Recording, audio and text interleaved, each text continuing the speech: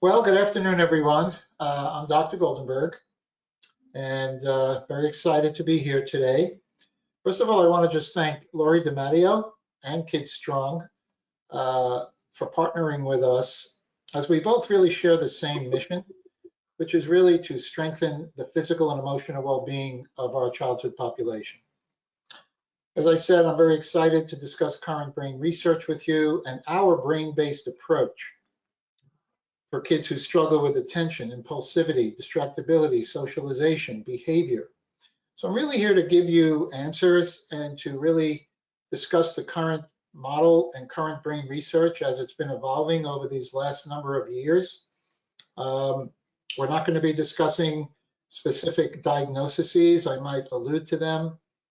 But there's really one underlying problem, and that's an underdevelopment in the brain and a lack of connectivity and a lack of organization in the brain.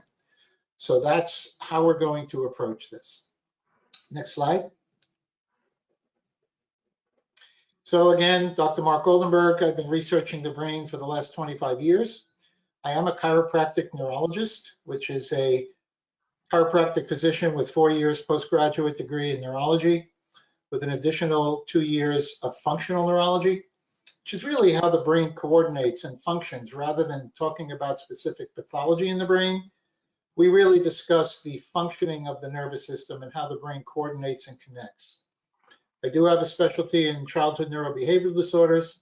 I'm one of the pioneers in the theory and development of this program called the Brain Balance Program, but most importantly, I'm a parent. So my son, who spoke very early at 8 months old, his vocabulary was advanced. He walked very early. His reading was extremely advanced.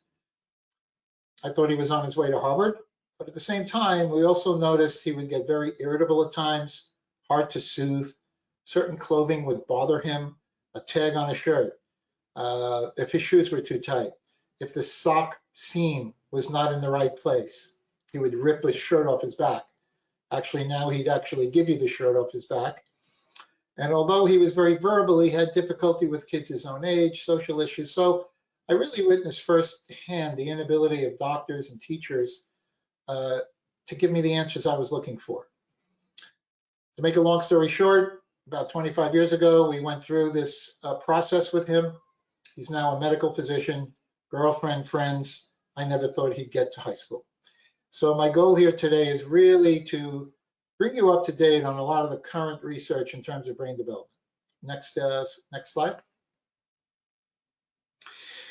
So I know it could be very frustrating when a child is struggling, when your daughter tries her best but can't keep up with the rest of the class, when a half an hour of homework could possibly turn into 2 or 3 hours because they're very distracted, frustrated, they really have no stamina left by the end of the day, and you're with them the whole time. And there could become a battle, and they look up at you and they might say, why am I stupid? Or start developing low self-esteem. It's frustrating when you have to walk around on eggshells because you might say the wrong thing at the wrong time, which will set your child off into a rage. So many of our kids hold it together all day long, but unfortunately they wait to get home and they give it all to their parents. Most of the children, if not all children who have these types of imbalances, are unusually gifted. So there are areas of the brain that are really maturing in a very high functioning level, a gifted level, and we want to celebrate that. But at the same time, there are areas that are underdeveloped. So if we can really build up those underdeveloped systems to match those gifted systems, then we really have something to celebrate. And the way to do that is really by improving brain health. The term brain health is a relatively new term. It's actually the #1 Google search term in the world right now. There's a lot of misinformation out there today. So I think the best thing to do is to go over what the definition of brain health is. Next slide. So this is the World Health Organization's definition of brain health. Brain health is the state of brain functioning across cognitive, sensory, social, emotional, behavioral, and motor domains, allowing an individual to realize their full potential. Now, this is irrespective of the presence or the absence of a diagnosis. A diagnosis is really a list of symptoms that anyone has that fits into a specific category. So unfortunately, there's an epidemic of decreased brain health in our childhood population. And this is shown by the prevalence of neurodevelopmental disorders across our country and actually across the world. Next slide. So if we take a look at the prevalence of these disorders, and when I say prevalence, these are actual increased cases. And this is really not due to improved diagnostic criteria, which accounts for possibly 15 to 20% of the increased diagnosis. This is actually new cases of these disorders that have been skyrocketing over the last 20, 30 years. ADHD, for example, approximately 6.1 children in the United States are diagnosed with ADHD. It's about 10% of the population. Another 7.5 million children have some type of special education designation or are in special ed, 15% of the childhood population. Autism spectrum disorders count for about 2.3%. Right now, if you look at different studies, 1 in 44 children would have a diagnosis of autism spectrum disorder. ADHD is the most misdiagnosed condition in American medicine, and it's the #1 reason why children will see their pediatrician these days is because of an ADHD diagnosis. Next slide. So if we get back to the 5 domains of brain health, we really need to support and strengthen these domains. So we have to go back as far as we can in development and see, are there any gaps or developmental issues in these domains?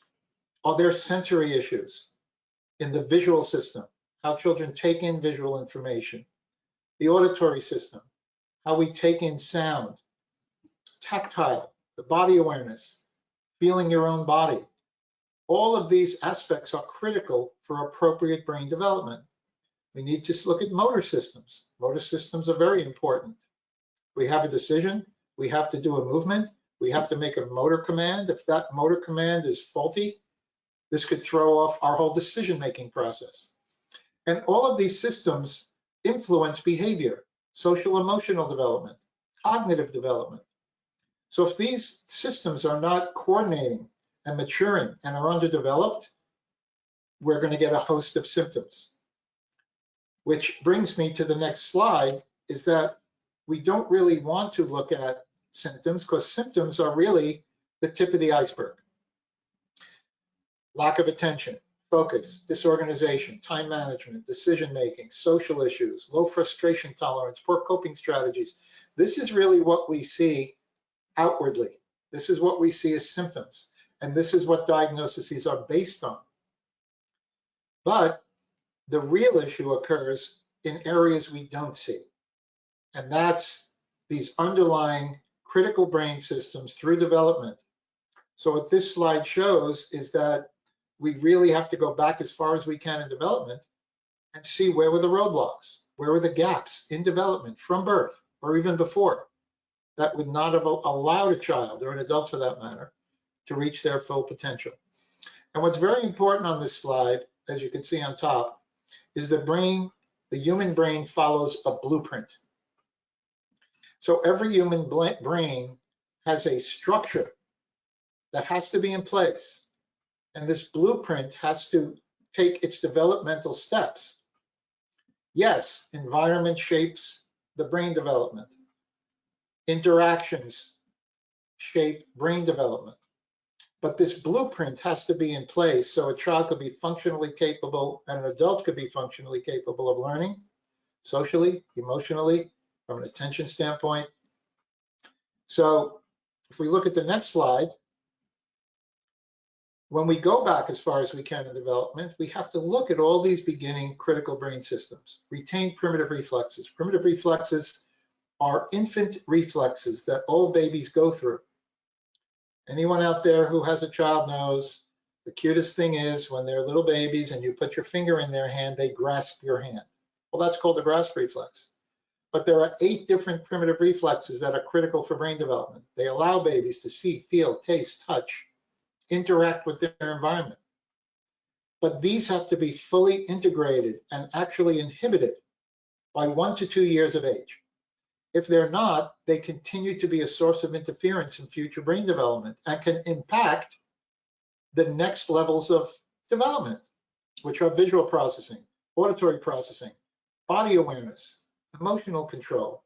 And when those systems are not coordinating correctly, those have an impact on even higher systems: attention, organization, time management, decision-making, reasoning, emotional control, learning, memory, multitasking. So we can't just look at the symptom and give a pill for the symptom or strategies. Those are fine if the brain is functionally capable of benefiting from them. But you must take what's called a bottom-up approach. Next slide. So all of these issues on the right, meltdowns, inattention, hyperactivity, impulsivity, learning issues, defiance, lack of coordination, social issues, behavior, they're all due to an underconnectivity in the brain. What does that mean? That the brain is made up of billions of neurons making trillions of connections, and all of these connections have to fire and wire at an appropriate time. And if they're not, and they're underconnected or not connecting appropriately, we are going to get a host of different symptoms. So we use the term comorbidity. Comorbidity means you could have a number of different symptoms. You could have a child with dyslexia and also have attention deficit disorder. Child with dyslexia or attention deficit disorder and sensory processing disorder. But children typically don't have 3, 4, 5, 6 diagnoses. There's one underlying cause, which is a lack of connectivity and immaturity in the way the brain has developed. So we could liken the brain and connectivity to an orchestra. Next slide. If you think about an orchestra, you could have 100 musicians on stage. Now, what if 15 or 20 of them were playing at the wrong time, the wrong speed, the wrong tempo? You would walk out of that concert. And that's exactly what the brain, how the brain functions. All these musicians, so to speak, in our brain, all these billions of neurons have to all play and connect at the right time, the right speed, and the right tempo. And if they're not, we're going to have a host of different symptoms. Next slide. So we use the term a connected brain is a teachable brain. And that's really how we have to look at it. So optimal functioning across all brain regions enables individuals to learn effectively, regulate emotions, and appropriately perceive and respond to the world around them. There are very specific parts of the brain that involve self-perception, self-awareness. And these rely on all the other systems, the visual system, the auditory system, the body awareness system, the movement system, to give us a whole brain that's fully connected. And we know this is true because there is a wealth of research talking about altered brain connectivity. Next slide. So this is just a sampling of a couple of studies, but there are numerous studies. Altered connectivity in the brain is a common developmental deficit involving sensory, attention, and emotional functioning. This is the Journal of Clinical Child and Adolescent Psychology. Functional connectivity of neural motor networks is disrupted in children with developmental coordination disorder and ADHD, neuroimaging. Abnormal functional connectivity is found in children with ADHD. And the list goes on and on and on. And in addition, this was also confirmed by Dr. Martin Teicher. Dr. Martin Teicher is head of the Department of Biopsychiatry at McLean Hospital in Harvard, who did a study on our work. And this was a study where he took a number of children documented and diagnosed with ADHD. He compared them with typical controls without ADHD. He took functional MRI tests.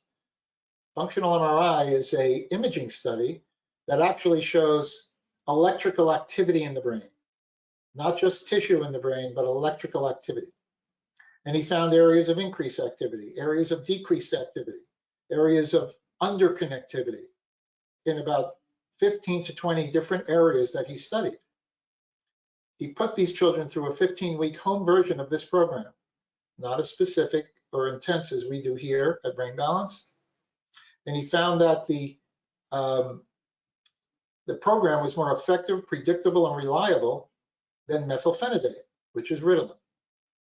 And he also found that through parent rating scales, teacher rating scales, a quotient ADD test, which is a specific test that they really initiated over at McLean, that on all these measures, significant progress was attained through working on underconnectivity and improving connectivity in the brain. Next slide. So we see across the board, the University of Cambridge, 2020, learning difficulties are due to poor connectivity, not a specific weakness in one brain region, but the way the whole brain connects. Now you'll see here, this is an imaging study of pathways in the brain, and you see these little black dots. These little black dots are called hubs. And we now know that the brain works by connecting various hubs in the brain. Next slide. So what are brain hubs? Brain hubs are very, very highly connected regions of the brain that play a critical role in integration of all the different systems in the brain so they all work together. They're critical in terms of the backbone of how our brain functions. If you could imagine airlines, there are hubs. So JFK is a hub. Newark Airport is a hub. The airport up in Connecticut, Bradley International Airport, is a hub. And there are hundreds of hubs all over the United States. Imagine if JFK went down, that hub went down. Every single flight, many, many flights would be severely affected by that one hub going down. Let's take a look at this slide. We see all these dots. Now, next, I'm sorry, keep on the brain hub slide. Thank you, sorry about that. So all these dots are hubs, and what do they show? They show, by and large, every single part of the brain is interconnected with every single other part of the brain. Let's take a look at the green area in the back. That's the visual system. Let's take a look at the purple area, really in the middle of the brain. That's the auditory system. Well, we can see the auditory system and the visual system come together in a hub. So let's imagine we have underconnectivity in the visual system, maybe slow visual processing. Maybe the oculomotor system, the eye muscles are not working correctly. Maybe they're not tracking correctly. Maybe the auditory processing system is weak, which we assess on every child. So the teacher is talking, she's writing on the whiteboard. Both the visual and auditory system have to come together in a hub to make sense of what the teacher is saying. However, if there's a mismatch, if one is weak and the other is not, if both are weak, then the child is not going to be able to learn efficiently. All of these systems come to the front of the brain, the orange or red area in the very front. This is the frontal part of the brain, which houses executive function, emotions, attention, organization, time management, decision-making, reasoning. So we see that if you follow the back, the visual system, and you follow all these dots, they end up in the frontal part of the brain. All these systems end up in the frontal part because the executive has to make the correct decisions. But, excuse me, if these systems are underdeveloped, if they're not connecting correctly, the frontal executive cannot make the appropriate decision. This is why we can't just say ADHD. Here's a stimulant. That does not correct or develop all these different parts of the brain. That's why it's critical to look at this as a connectivity problem, not a specific diagnostic problem. Next slide. So, how do we strengthen the brain? Next slide. So what builds connectivity? So there's a term called neuroplasticity. Many of you out there might have heard of this term. This term has been around for quite a while. And what neuroplasticity means is that the brain is moldable and the brain is changeable. However, it has to be done with exact stimulation that's progressively challenging in the right sequence and be intense and repetitive. That's how the brain grows. And in a minute, I'm going to show you an actual neuron and what that might look like. So the brain is plastic. The brain is plastic throughout life. People tell me, well, my child is already 12. Is it too late? Absolutely not too late. Oh, my child is 18. Is it too late? Not too late. I'm 50. Is it too late? Not too late, because the brain is plastic throughout life. And that's what this program is based on, plasticity. How do we know where to start the child? How do we know the exact stimuli? Because the assessment tells us exactly what level the child is functioning at in any one of these domains that we assess. Next slide. So if we look at a micro picture of what the brain is, these are neurons. The brain is made up of billions of these neurons, and they make trillions of connections. So a nerve is like a tree. You could have a tree with a lot of thick branches or roots, or you could have a tree with very few branches or roots. The tree on the right has trouble receiving and sending information. The neuron on the right gets overwhelmed very easily and reaches its threshold very easily and has very low stamina. So a lot of our children have low stamina. They keep it together all day long, but then there's nothing left in the gas tank, but yet they're supposed to come home and do another hour of homework after there's nothing left in the gas tank. The nerve on the left could receive and send information appropriately, but more importantly, these two neurons cannot even form connections or synapses. However, the beauty of the nervous system is by stimulating these nerves appropriately and have it be progressively challenging at the right sequence, these neurons could actually grow more branches. And that is the purpose of neuroplasticity. When we talk about Albert Einstein, he didn't have more neurons. He didn't have more of the branches with the stem and the roots. He had more branches than a typical human being. So he had better connectivity in his brain, which is why his brain was able to process information more appropriately. Next slide. So there are a lot of, we understand, there are a lot of traditional interventions out there for not only ADHD, learning disabilities, OCD, Tourette syndrome, sensory processing disorder, autism spectrum disorder. And a lot of these, I'm not saying that they don't make an impact. However, they're very limited. Medication works on increasing chemicals in the brain. There's no chemical imbalance in the brain. So once you take the medicine away, the problem comes right back. Counseling, behavioral support, excellent. But counseling and behavioral support is excellent when the brain is functionally capable of benefiting from that support. So counseling is a top-down approach. What we're talking about is a bottom-up approach. The bottom-up and the top-down are synergistic. They have to work together. Sensory processing integration works just on the sensory system. Tutoring, top-down approach. Visual exercises, excellent, but just work on the visual system. If you just work on primitive reflexes without addressing all the other domains, again, not going to be as effective. Listening programs, auditory system, organizational strategies, top-down approach. Next slide. So the reason this is unique is because it's a whole brain approach. The approach is to improve whole brain health and whole brain organization. Again, I want you to remember this one term: neurons that fire together, wire together. This is a tenet in neuroscience. That means all these neurons in the brain and all these areas, those hubs that I showed you, have to all fire at the right time, and then they wire at the right time. If you just work on one system, you're not getting all the other systems to fire and wire together. So next slide. This bottom-up approach is really critical. So we look at what we call a developmental pyramid. The brain develops from birth. Again, we have to address primitive reflexes, and we have to address all the different sensory motor systems: visual processing, auditory processing, timing in the brain, body awareness, all the processing systems in the brain, and how the brain is synchronizing.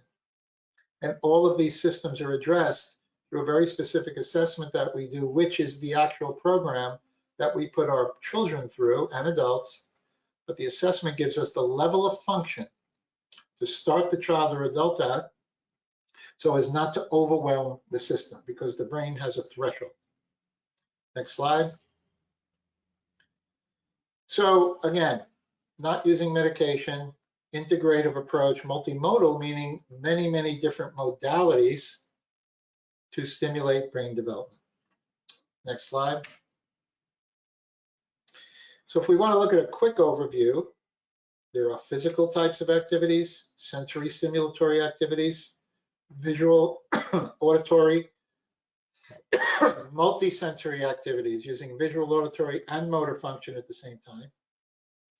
There's specialized gear children wear and adults wear to stimulate many systems at the same time while we're exercising other systems. So all these systems are lighting up, plus nutritional initiatives, because we're building pathways in the brain. And if we're building pathways in the brain, we want to make sure that the body is getting the correct building blocks to build these pathways. If you have a Ferrari, you're not going to give it the lowest quality gas. You're going to give it the highest quality gas. Well, I'm sure everyone out there who has children, hopefully believe your child is more important than a Ferrari. So we do work on nutrition. You're teamed up with a nutritionist who works with you one-on-one. There's a very robust, supportive nutritional program that we use. Next slide. Now, getting back to KidStrong, the reason, again, that I was so excited to collaborate with KidStrong is that KidStrong also believes in the same process, that a strong foundation in fitness and cognitive development builds emotional intelligence. And they use their techniques in terms of movement, in terms of self-confidence, that I feel align very well with our goals and objectives. We do it in a little bit of a different way. Each one is a little different, but the goals and the basis is really very consistent, which is why I'm very excited to collaborate with KidStrong. Next slide. So what's the impact of this approach? Next slide. So there's been a lot of research done on our work over the last 15 to 20 years. I just mentioned the Harvard study that was done at McLean Hospital. Study was done by Humanities and Social Sciences, showing improvement in many different barometers in terms of ADHD symptoms. Frontiers in Psychology. Now, all of this research, by the way, all the papers, the full papers are on our website. If you go to our website, you can go to brainbalancenorwalk.com, go under research, and you can actually see all the research. This is just a handful of studies that we've done in Journal of Mental Health and Clinical Psychology, Educational Development, Cambridge Brain Sciences, which is a company that does cognitive testing across the world for children, for businesses, for adults, for CEOs. There's been a lot of studies done on our work showing significant progress in many barometers of attention, organization, feeling of well-being, learning, emotional control. Next slide. Again, this highlights the Journal of Mental Health and Clinical Psychology study, which showed that this study focused on children who were below developmental milestones and evaluated the parent-report changes in their behavior. So these are 0 to 10 scales. When somebody first starts the program, there are over 100 questions, 0 to 10. 0 meaning no issue at all, 10 being very severe. So we do a pre-assessment and a post-assessment. And again, these are just subjective types of questions, but it's very important because we want to know what parents are seeing, what teachers are seeing, what physicians are seeing. And after going 5 to 6 months of this program, the findings revealed nearly all children who participated showed improvements in mental well-being. Most of these categories reaching an average of 40 to 50% improvement. Now, what does that mean? It means if you have a child who you rate as a 10 for emotional dysregulation, a 10 would be pretty much daily tantrums, screaming, yelling, possibly throwing things, possibly happening at school. If that 10 goes to a 5, that's a home run. Going from a 10 to a 5, 5 is kind of moderate. Okay, it happens every once in a while. So that's a huge improvement, and that's average. We could get up to 60, 70, 80%, 90%. So that was an excellent study and an interesting study. Next slide. So at the end of the day, we really have to assess each child because every single child is different. There's no way two children could possibly have the same assessment. So we look at infant reflexes, we look at primitive reflexes, we look at sensory perception, processing, visual perception, oculomotor function, auditory processing, how children are feeling their own body, are they in touch with their own body, strength, core strength, postural muscles, timing in the brain, eye tracking, cognitive development in terms of various reading assessments we do. And then we have the parent's observation. So we put this all together into an individualized program. Next slide. And the way the process works is that the parent comes in or the adult comes in for an assessment. We review those results. If parents move forward or an adult moves forward, we have a welcome meeting where we go through all the guidelines of our program, which include nutritional support. Then the child or an adult can go through the sessions. Now, we have different ways of doing that. So there's an in-center program. Child comes here 2 to 3 days a week for an hour each session. There's a virtual program or an at-home program where we set you up at home to do all of this work. We give you access to our proprietary software.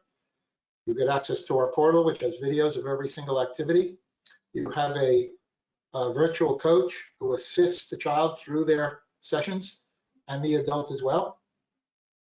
There's a hybrid program where it's a mixture of individuals coming here and individuals doing the work at home. There are exercises to be done.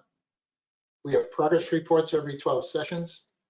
I advocate for children in the classroom, in the school.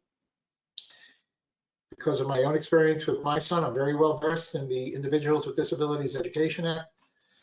And a lot of times I help the parent navigate that special education maze, or if it's not a question of special ed, just so the teachers are understanding what's going on from a core standpoint, from a root cause standpoint, rather than saying, oh, he's such a sweet girl, but she has trouble reading. Or he's a really nice kid, but he can't focus. Those are symptoms. It's very important that the school knows why these things are happening, what's going on in the brain. Then the children go, or the adult goes through our program. There are certain sessions that we recommend. Each child is different. We have to have an assessment.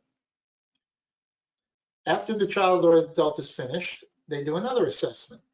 The initial assessment, and we compare pre-program to post-program. And when a child or an adult graduates, they go into what's called mastery, which are activities they're doing at home to maintain the gains we made with them. I'm checking in with you every month, making sure everything is going okay. And then you're coming back a year later to do another assessment. What we see are children or adults who are coming back a year later are actually doing better than when they finished. Why? Because the goal is to give these individuals access to parts of their brain they're not accessing right now. And once they access these pathways, it perpetuates themselves. Now the brain is maturing and learning on a totally different level. So that's the general idea of the program. Next slide. So if you'd like to find out really more as to how we could help, you could schedule an assessment. Actually, right now we have our program director and our administrator waiting. If anyone would like to call. You could even just schedule an appointment to meet me and have a consultation. That's no charge to meet me and talk to me about this. And we will see, are there any gaps in behavior? Are there any gaps in development? So next slide. For this particular webinar, if you mention KidStrong, the typical assessment is $295. It would be $95 if you mentioned this webinar. I will also add, which is not written here, that coming up in this time of year, we also give a special for the holidays for an enrollment. which we could discuss if you guys decide to move forward. But to give you answers, at least, I would recommend assessing your child. All it can do is give you answers. So you can make an appointment by calling this number, 203-286-7428. You could email us at our email, or we have a texting number where you could text and we will get back to you to schedule the assessment. Assessments are done on Monday, Wednesday, Thursday mornings, and Tuesday afternoons to accommodate children after school. Okay, so at this point, oh, not yet. All right, so everyone who actually attended today will receive these helpful resources sent to them, which gives you, a lot of good resources and information about children with different types of challenges. So at this point, I'd like to open the floor up to any questions. Next slide. Oh, you could leave that slide up. No, you could leave leave that up. Any questions anyone has, you could write that in the question box or the chat box, and Samantha will be reading those questions to me, and hopefully I could answer them for you.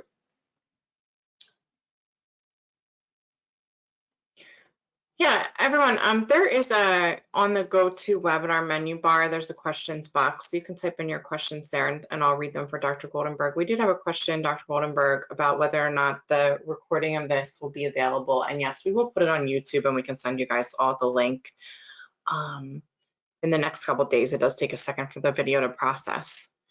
Okay, we do have a question, Dr. Goldenberg, that says, what is involved in the virtual sessions and what would the parents have to do?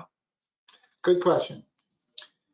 So in the virtual session, the child is actually going through physical types of activity, sensory stimulatory activity, primitive reflex integration work. They have access to our proprietary software to improve visual processing, visual tracking, auditory processing. So you would actually help your child go through this. You would be taught how to do this work. It takes about 40 to 50 minutes to get through one session. But the beauty about the virtual program is you can do 15 minutes of work at one part of the day, 15 minutes of work another part of the day. We do recommend 4 days a week doing this work. One of those could be with a virtual specialist who would assist you and put your child through these sessions to make sure they're doing them correctly, to track their progress. And the other 3 days a week, you would do the work with your child. It depends on their age. Some children could do it on their own. And we actually could keep track of every single session. We see exactly the work they're doing. It is possible to have 2 virtual sessions per week, 2 assisted sessions per week. It all depends on what you want to do. And then there's the hybrid program where you would come here once a week, and 2 of those other sessions would be assisted. So you would be responsible for maybe 1 or 2 sessions per week. I hope that answered your question. Okay, great.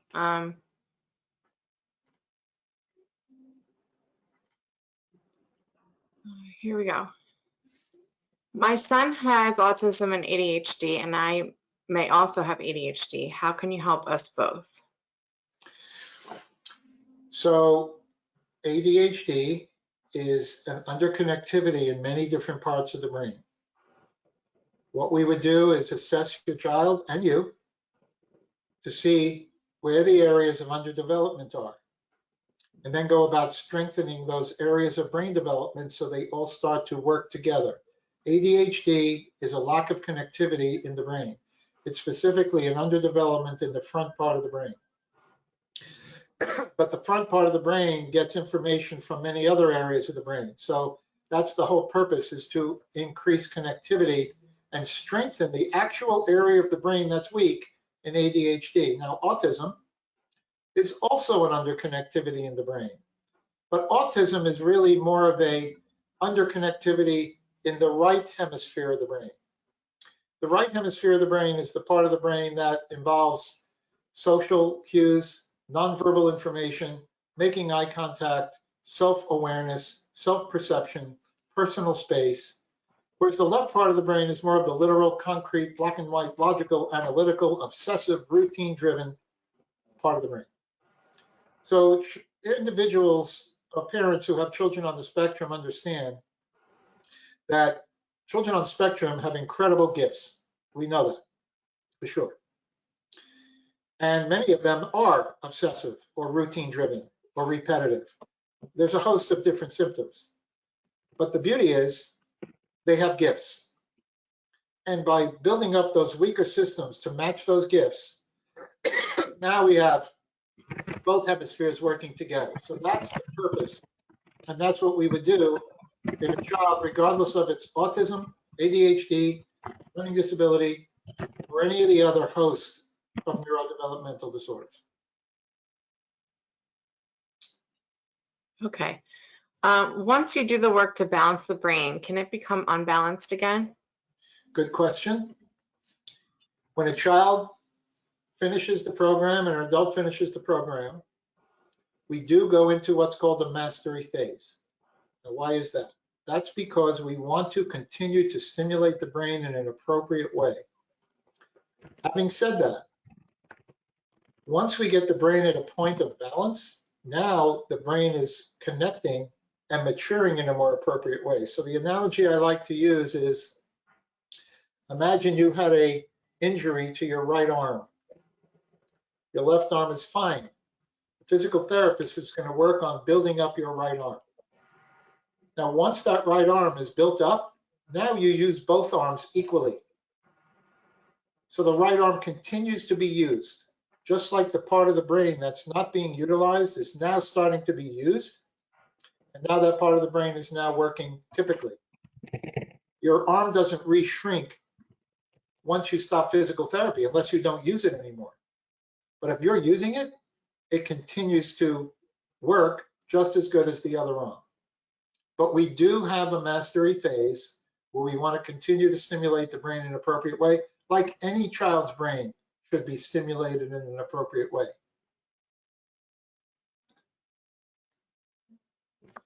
Hope that answered your question. Yes. We have a couple of people asking how old you can be to start the program, and the program starts at 4 years old. So I just wanted everyone on the call to know that we had a couple different questions about that. Do you want me to answer that question? Did you say it starts at 4 years old? I did, yes. Okay. 4 years old to 5 years old, yes, absolutely. And it starts at 4 to 5, and we go on through teenage years, young adult, and adulthood. Okay, someone else said, hold on, I just lost it.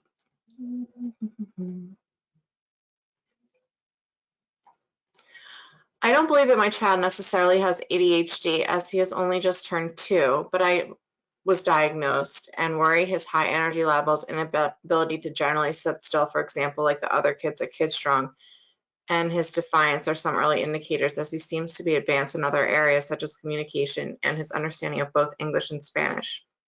When should we begin to consult with a program such as Brain Balance? Is it too soon? 2 years old is too soon. What I would recommend, however, is you could get the book Disconnected Kids. Disconnected Kids is a book that really was written with this particular program in mind. And it does discuss primitive reflex work and a lot of other activities you could do with a 2-year-old. 2 years old is a little young for us because this is a very active program. The child has to actually be able to understand what's asked of them, not so much that they do it perfectly all the time, but there has to be a certain level of understanding because it is very active. So I would get the book Disconnected Kids. You're in KidStrong now, from what Victoria said. Victoria, they're in KidStrong? Yes, they said that they have, their 2-year-old is in KidStrong now. Well, that's an excellent start because movement is critical for brain development. So you're in the right place in KidStrong.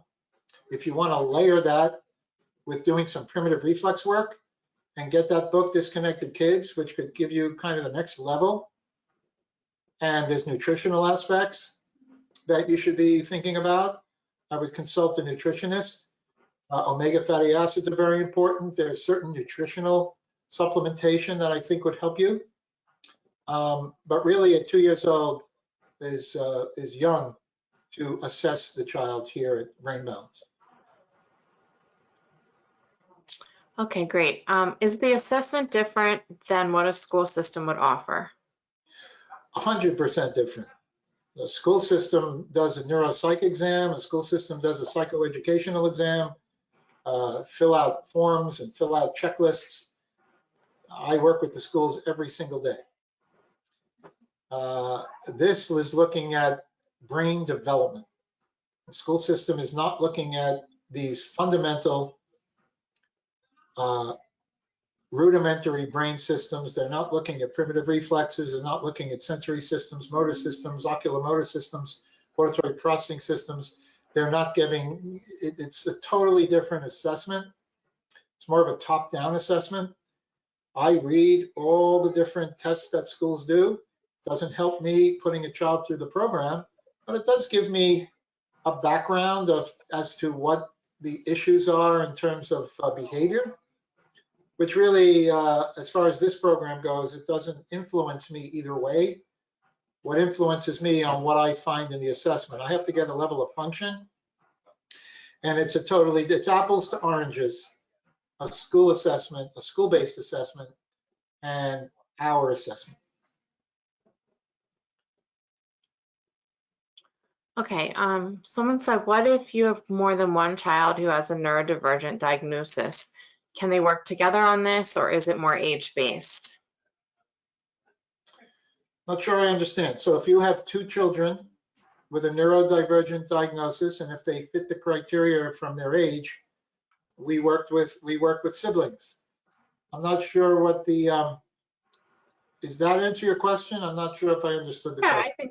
I think it answers the question. I think wondering whether or not kids can be enrolled at the same time. And I think it'd be great for you to outline maybe how kids work in the room with coaches, et cetera. Oh, well, we have a lot of siblings that work at the same time. Now, that would depend on my consultation with you. Do they get along? Are they going to fight in the room? Do they competitive with each other? Do they not get along? That would determine whether they could be in the room at the same time. So when I say room, we have a sensory motor room where we do many different aspects of sensory stimulation, motor stimulation, timing in the brain, many different movement types of activities. And then we have a cognitive room where we do most of our visual processing work, oculomotor work, auditory processing work, and academic work. So if the children work together, great, they'd be in the same room. If they don't work together, then we'd have to split them. And in that case, a typical session here is 50 minutes to an hour. If they're together, then you would be in and out in 50 minutes to an hour. If they're not together, then one would go into one room, and then half an hour later, the other one would come in. So it could be between an hour and an hour and a half if they could not be together. And I don't think you'd want to bring them on different days, because then you could if you wanted, but most parents like to do it back to back or at the same time. Okay, awesome. Someone says, my son is suspected to have ADHD and I'm excited for him to start KidStrong. I'm also a PA who works with an immunology provider who sees a lot of neurodivergent patients and also sees PANDAS. Sorry, I just lost my area there. Okay. Do you think Brain Balance could help with these co-diagnoses? Absolutely. PANS is a pediatric autoimmune neuropsychiatric syndrome. PANDAS is the same thing, but only associated with strep. ADHD is a superficial, simplistic diagnosis because ADHD, first of all, most kids with any neurodevelopmental diagnosis will also have attention issues, organizational issues, time management issues, because the frontal lobe is involved in all these different disorders. And when you talk about PANS and PANDAS, that affects a very specific part of the brain known as the basal ganglia. So by improving connectivity in the brain, we're actually strengthening the basal ganglia. some reason, the strep bacteria or a host of other parasites, bacteria attack this basal ganglia, and kids could have obsessive compulsive behaviors, tics, all of these things. But it's still the brain, and the brain is moldable. A child with PANS or PANDAS doesn't have, it's not neuronal death. It's these nerves are affected and not connecting correctly. So I've worked with a number of kids with PANS and PANDAS. And it's great that you're seeing an immunologist or a functional medicine physician that is working on the nutritional, if I heard correctly, that's working on the nutritional aspect, because that's very important as well.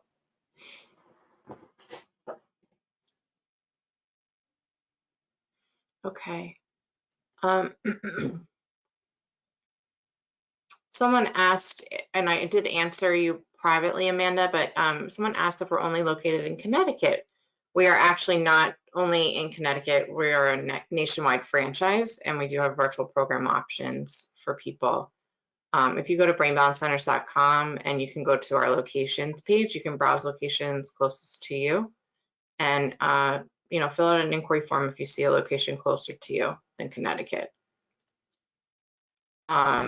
Okay, Dr. Goldenberg, can movement in birth to 4 years old help build the connectivity and balance in the brain to avoid these challenges? Say that again. Can movement in the birth to 4 years old help build the connectivity and balance in the brain to avoid these challenges? Absolutely. Movement is critical. Is your child sitting up? Are they lifting their head? Are they rolling over appropriately? Are they crawling? If any of these are no, you must start building these systems and stimulating these systems, because these systems set the stage for higher levels of brain function. So 100% movement, appropriate movement, making sure, I don't know the age of the child, but you said, what, 2 months to 4 years? Is that what you said? Birth to 4 years, yeah. Birth to 4 years, right. Critical from birth, at the appropriate time, lifting the head, sucking on either a pacifier or the nipple, or breastfeeding. The sucking reflex is critical to get in place. Head movement, rolling over, lifting up on the hands, crawling, all of it. Encourage it. If any of those systems are not at the appropriate milestone, you must work on those to get those in place. And you'll see a big improvement in brain development, because if those are lacking, the brain will develop, but it's going to develop out of balance, and it's going to develop in a, they're going to be underdeveloped systems in the brain. Okay, we have a couple more minutes. I'm getting kind of to the end of some of these, but I believe my 3-year-old has ADHD. He is very active and always on the move, doesn't sit for activities, and seems like he has no impulse control. Daycare brought up concerns to me about this as he is being disruptive. I submitted an ED 621 form to the school to start an evaluation process. Now, listening to this, I'm not sure if that's the best way to go. Everyone tells me he's just a boy. What is normal versus not normal for a 3-year-old boy when it comes to behavior? It's a very good question. There's a whole spectrum of normal for a 3-year-old. This is my idea of that. If the teachers are a good source. Teachers see a whole variety of children. If they feel, and the teachers have brought to your attention, that he doesn't like to sit at circle time, he won't sit on the carpet, he's always moving around, he's screaming, he's yelling, he's, or she, I forgot whether it's a male or a female, he's pushing other children, he's getting too close to other children, at home, hard to soothe, doesn't like getting his face wet or combing his hair or brushing his teeth. So all these are indicators that there might be an imbalance in brain development. Now, you said an ED evaluation. Not sure what that is. That what is an I don't know what an ED evaluation is, but Yeah, I mean, it's hard to say if it's brought to the teacher's attention. Now, look, this is the other thing. I don't know if you have any other children that you can compare them to, or if you've been in groups that have other children there. My feeling is a parent knows best. You carried this child in your womb, there's a bond there. If you feel in your gut that there's something that's not right, and this is atypical, I would go with your gut feeling and not say, oh, this is typical, he's a boy, let's wait and see. I hear that all the time. I have 8-year-old kids coming in here, they showed these symptoms at 2 years old, and the doctor said, oh, don't worry about it, let's take a wait and see approach. I don't believe in a wait and see approach, because a wait and see approach is wasting time. It's continuing to let the child develop with a brain that's not functionally connecting appropriately. So if you feel as a mom that you feel there's something wrong, there probably is, and if the teachers are even confirming that, I would definitely look into it. Unfortunately, I don't want to say this in the wrong way, but physicians tend to be very cavalier and say, oh yeah, don't worry about it, just a boy, just a boy, just a boy. You know, boys are boys, girls are girls, but certain, you know, there is certain criteria and certain behaviors that are not just a boy. So I hope that answers your question. It's very hard for me to answer that question without a full consultation or seeing other things, but I think you got the gist of what I'm trying to say there.